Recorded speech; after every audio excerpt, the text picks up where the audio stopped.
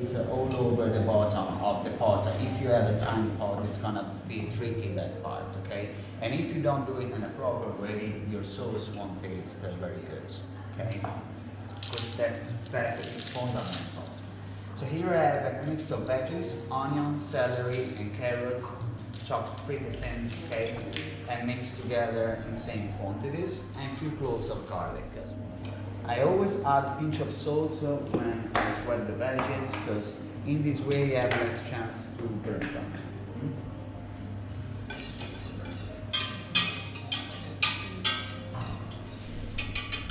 This, okay, here I have some sage and rosemary tied up in a bunch, and a bay leaf. It's better if you smack a little bit like this with herbs before you throw them in.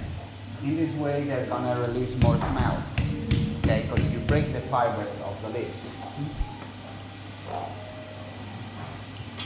So there's many variants of a bolognese sauce, okay? There's many ways to do it. So the recipe is born in Bologna, we use tomato paste.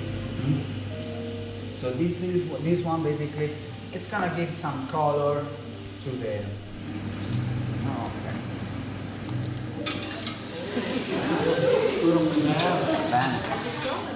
Okay, if you have some leftovers from prosciutto or salami, once you can cut them anymore with a machine, okay? If you want, you can ground them and you throw everything into the bolognese sauce, okay? Small flavor that you add. So it's fundamental at this stage, don't go in with any salt, okay? Because the salt takes the water out from the ingredient, in this case from the meat, and if you do that, basically you won't roast it, but you just boil it in its own water. So try to smash the meat all over the bottom of the pot. This is why you need the white pot.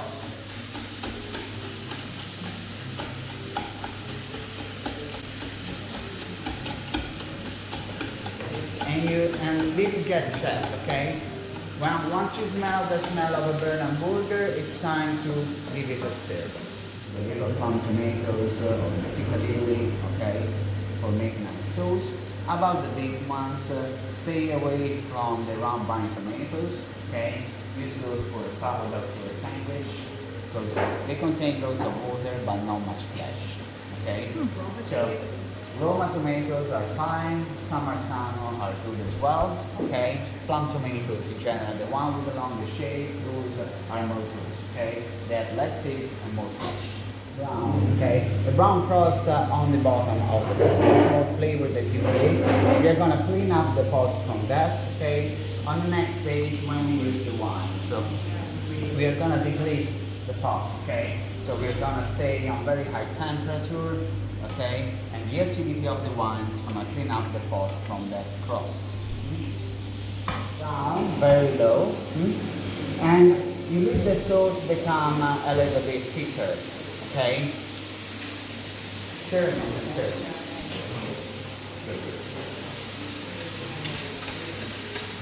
Just go in with 2 spoons of it. You stir everything together. Okay, mix everything together, and the meat should turn a red bright color. Okay, just a few minutes. I'll be back. Add a little salt. It's gonna give bad taste to your sauce, okay? So you need to stay on full heat when you go in with it, okay? In this way, the alcohol will be gone in just a few minutes. I know. So is that Chianti or what kind of? See, exactly. This is a Chianti for the reason that we are here in Florence, okay? Doesn't matter to buy a bottle of Chianti, of course, to make this sauce. The important thing that has to be a dry red, okay? So enough wine to, you see, slightly cover, okay, the level of the mix. So until you smell the alcohol, if you put your nose here, you can smell it very strong, okay? You need to stay on full heat, okay? Once that smell is gone, you can turn the heat very, very low. If the level of the liquid goes lower, you replace it with some vegetable stock, okay? And you leave it just slowly simmer on hot for 2.5 hours, okay?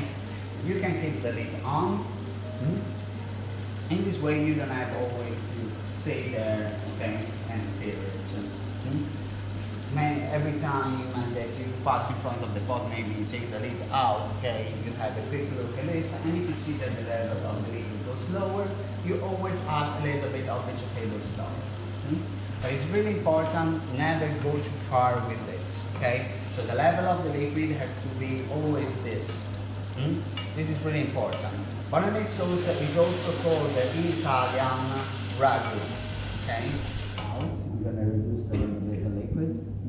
Then I check the seasoning, I adjust the salt, I add a little bit of pepper, and then the last touch is a bunch of Parmesan cheese and a little drop of milk. Okay? You mix everything together, you're gonna obtain a very creamy and rich sauce. About this one, now we are gonna keep stirring for a little while. Okay, probably Katrina in the back is gonna do that. Okay, so once they're all smashed, I'm gonna turn the heat very low. We want the sauce very dense, very thick. So at that point, you're gonna pass it through a full mill. Okay, you're gonna see that tool is a kind of an old-fashioned blender.